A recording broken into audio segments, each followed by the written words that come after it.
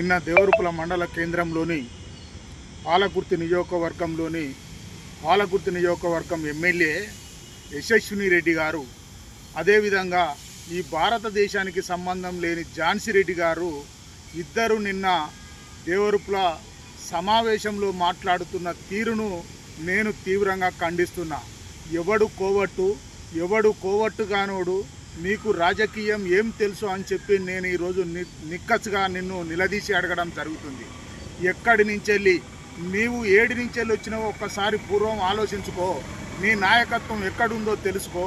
మొదలు నీ నాయకత్వం కానీ నీకు కానీ ఎక్కడ కానీ ఎవరైతే రేవంత్ రెడ్డి గారు పాదయాత్ర నాడు నీ ముఖం ఎక్కడ అవుపడుతుంది.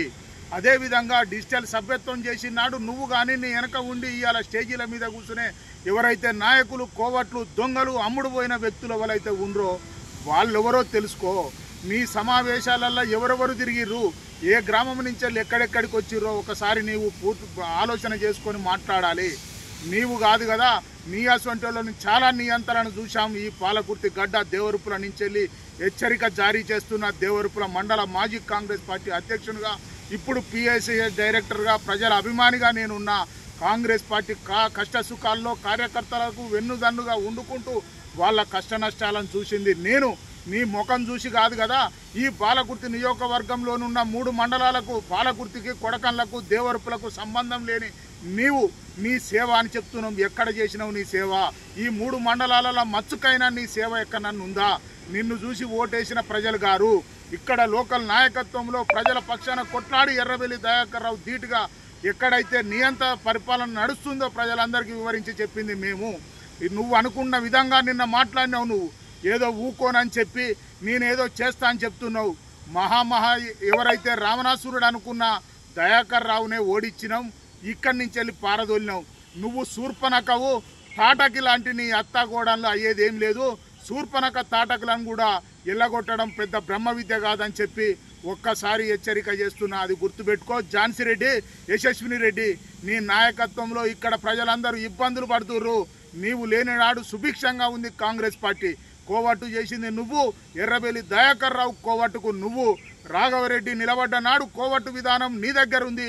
రాఘవరెడ్డిని కాంగ్రెస్ పార్టీని ఓడించింది నీవే అని చెప్పి హెచ్చరిస్తున్నాం. కార్యకర్తలను కంటికి రెప్పలా కాపాడుకుంటాం.